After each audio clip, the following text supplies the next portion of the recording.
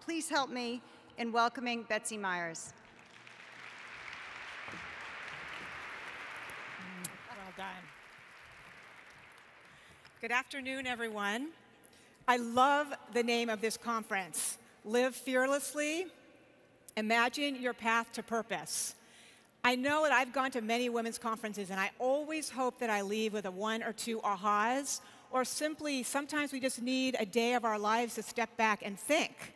And so I want you to, today, while you're going through this lunch and the different panels, start by having you think about something and ask yourself, how does your work bring purpose to your life? What aspect of your work or life makes your heart sing? And what is that feeling that you get inside your belly when you know you're doing the right thing? As Allison said, I just wrote a book called Take the Lead. And the premise of my book is a different way to think about leadership. But what I'm saying is that leadership actually creates a feeling. And if every one of us in this audience were to close our eyes and think about the times in your life you were most productive, most excited to get out of the bed in the morning, weren't those also the times when you felt valued, you felt included, you felt appreciated, you felt listened to? And so one of the things I say in my book is that every one of us is a leader. So many of you I know in this audience don't think of yourself as a leader, and I challenge you because at the very least, you're leading your own life. One of the things I talk about in my book is about authentic leadership. What does it mean to be authentic? What does authentic leadership mean? And as an example, a friend of mine ran for Congress a year ago in New Hampshire, Annie Custer. And as she was campaigning, she was having a meeting with some colleagues of hers, and she said to them, you know, I've been thinking, I'm going to change my hair, I wear glasses, but I'm going to start wearing contacts. And she had all these things she was going to change, and one of her friends stopped her and said, Annie, no, be who you are. That's who we need to go to Congress, you. There's been 1,000 studies in academia across the world looking at what is a leader, who is a leader. And if we could just find 5 or 7 things that people could copy that would make them a better leader. And what's come out of that, interestingly enough, is that there is no right way to do it. That leadership really is in every one of us is who you are. And that authenticity boils down to finding the real me in each of us. As Allison said, I just joined Bentley University as the new founding director of the Center for Women in Business. And one of the reasons I decided to take that job is the opportunity to work with President Gloria Larson, who was just up here a little bit ago. And as you know, many of you know Gloria. She's been a complete role model in this state for a long time. And the first woman president at Bentley University, she epitomizes authenticity. She is who she says she is, and you don't wonder. And part of that is what causes us to trust people, is when they are truly their authentic self. But what we're trying to do at the Center for Women in Business is that it's hard to believe in 2011, we're still looking at numbers that show that the top jobs in corporate America, only 14% of those jobs are held by women. And at the same time, corporate America is saying, we know we need to do better, that the world has changed, the workforce has changed. The majority of people entering the workforce every year now in today's world are women and people of color. And so companies are saying it's an economic imperative that we do better, that we get more women into jobs, that we support, retain, and promote women. And that's what we're working at Bentley, because we believe that we want to help women become their authentic self in corporate America. That being said, why are so many women starting their own businesses? Why do women leave corporate America? Similar to the work of my book, it's because women often don't feel valued, they don't feel supported, they don't feel included, and that's what we're hoping to make a change. So what do? They step out and they start their own businesses. And for the last 20 years, women-owned businesses are the fastest growing segment of the business economy. So the other day, we just got a new puppy in our household, and we found a fantastic store run by a woman called Active Paws in Waltham, Massachusetts, and I was in there talking to the owner of the store.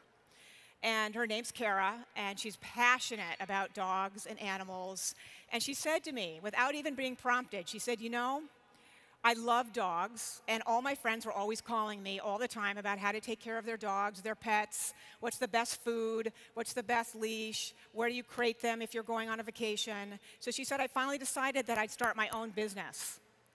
And she's very, very successful. And here's what she said. She said, you know, all my life in school and in other jobs I had, I always got C's. She said, I followed my heart and I followed my passion, and now in my own business, I get A's. And that's what we're talking about. We want to get A's in our life. When we know who we are, others sense it, and they want to be around us. One of the reasons I went to work for Barack Obama, and this is not a political advertisement at all, but I was one of the top first people hired, in the top 20 leaders of the campaign. And in a staff meeting with his senior people, in the early stages of '07, he said something that touched my heart. He said, you know, it's a long shot. You know, we were at this point, Barack Obama had less than 10% name recognition. But he said, we're going to run a really good campaign.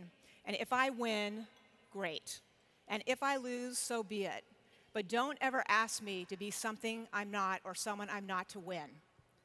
And there's something about our leaders and people that when we sense that they're who they are, we trust them more. Deval Patrick, our governor here in Massachusetts, is a very similar person. And in my work at the White House, I had the opportunity 15 years ago to work with Deval Patrick. And I was impressed then, I'm impressed now, at the authenticity of what he brings to his role as governor here in Massachusetts. But it's hard to do, and it takes courage, because all of us know as women, we grow up with so many expectations about who we should be, what our parents thought we should be, who our friends think we should be, who the company we work for thinks we should be. And when I worked at Harvard, I ran the Center for Public Leadership. There was a gentleman that worked for me who was our CFO. And he was 50 years old.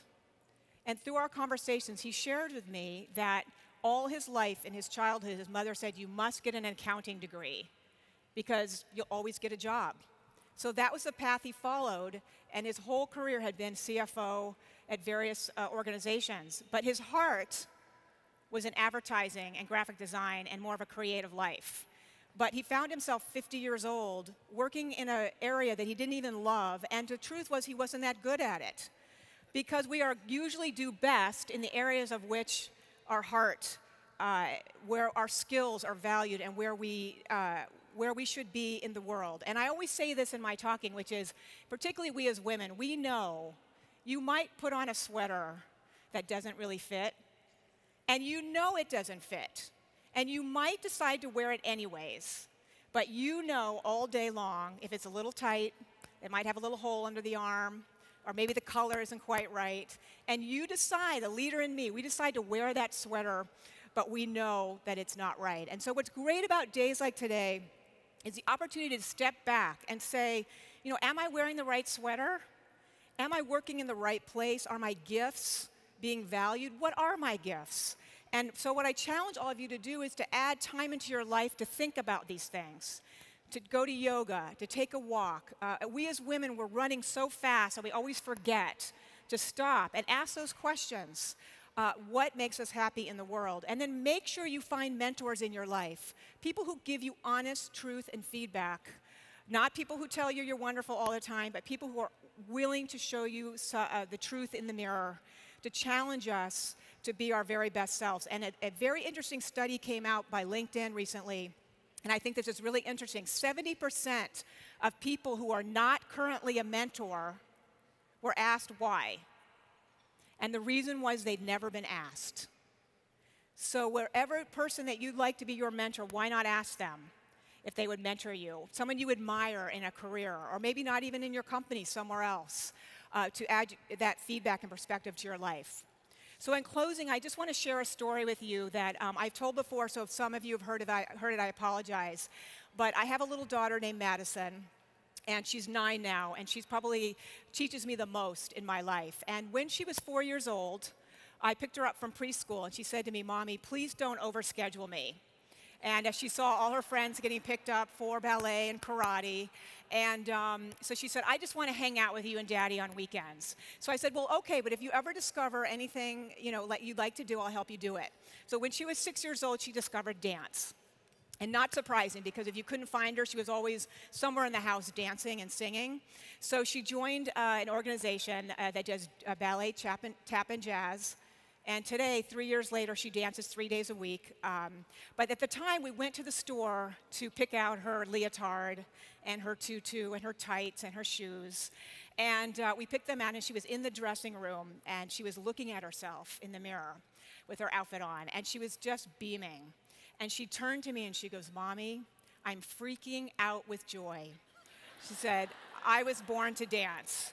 And what I love about that story is that it reminds us in our lives that we're supposed to be freaking out with joy. That what happened to that childhood wonder and excitement, and that somehow we become adults and we think, well, it's okay to be miserable because I have responsibilities and bills to pay. And what I challenge each of you today is to think about, when do you freak out with joy?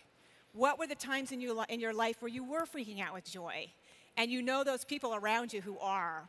So I wish you all the best in the conference, and remember that at the end of the day, it's your life, right? You're the leader of your own life, and find out, or at least go to, the things in your life that make you freak out with joy.